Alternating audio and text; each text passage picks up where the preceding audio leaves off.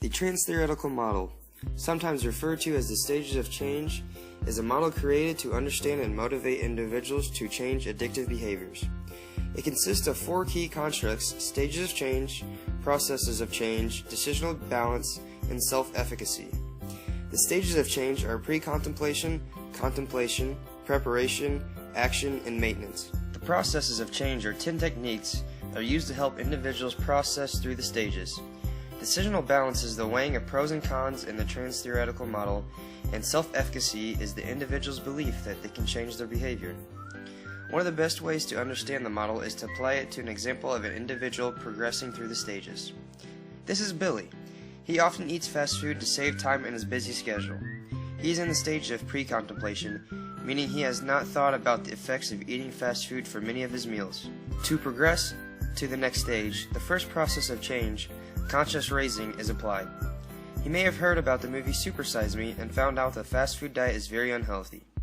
Now that he has some small amount of awareness, he has progressed to this contemplation stage, where he begins to look more closely at his behavior. He notices that some of his clothes are not fitting like they used to.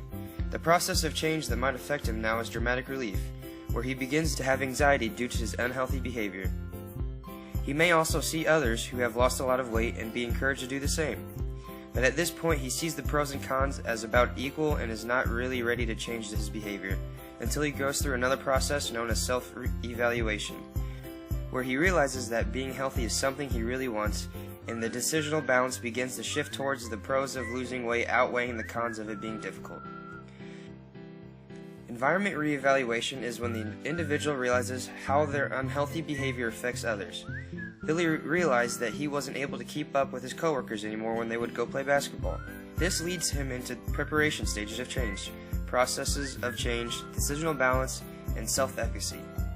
On stage, where he begins to think about how he could lose the weight.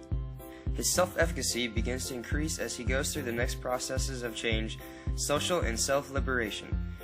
He discusses his future goals of losing weight to his wife and coworkers and realizes that the people around him would support this change, and then begins to believe in himself. At this point, he makes a plan to cut out his junk food and start eating healthy meals.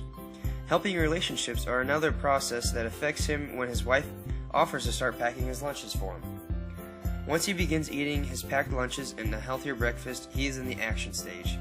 This is where the behavior is changed, but it takes a lot of effort to make the new behavior stick. Some of the processes or strategies used at this stage can be counter-conditioning and reinforcement management. Counter-conditioning refers to substituting healthy alternatives to unhealthy behaviors. Instead of having a milkshake like Billy used to do often, he has begun having a smoothie made with fresh fruits. Reinforcement management is increasing the rewards for the positive behavior and decreasing the rewards for the negative behavior. Billy has been noticing his old clothes are fitting better again and no longer sees the need for fast food. Finally, Billy transitions into the maintenance stage, where he must continue to use reinforcement management and stimulus control to make the new behavior a lasting change. Stimulus control is using reminders to encourage the healthy behavior. Billy may begin weighing himself every morning to continue to keep in his mind that he is happy with his behavior change and does not want to slip back into his unhealthy habits.